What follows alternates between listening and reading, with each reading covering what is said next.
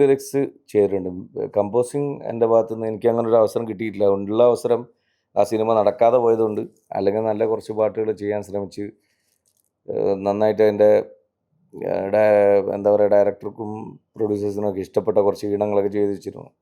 Lyrics ഞാൻ ചെയ്തിട്ടുള്ളത് വളരെ ഫസ്റ്റ് നമ്മളൊരു റീമേക്കിംഗ് സിനിമ, സിൽക്ക് സ്മിതയുടെ ജീവിതകഥ പറഞ്ഞിട്ടുള്ള സിൽക്ക് എന്ന് പറയുന്ന കന്നഡ മൂവി മലയാളത്തിലേക്ക് ചെയ്തപ്പോൾ അതിലൊരു 5-6 പാട്ടുകൾ ഞാൻ ലിറിക്സ് ചെയ്തു ആദ്യമായിട്ട്.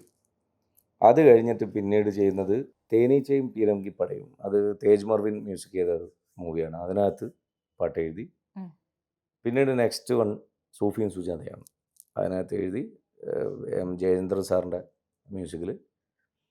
പിന്നെ ആസിഫ് അലിയുടെ കൊത്ത് എന്ന് പറഞ്ഞൊരു മൂവി, സിബി മലയിൽ സാറിൻ്റെ, അതിനകത്തൊരു സിറ്റുവേഷൻ സോങ് എഴുതി.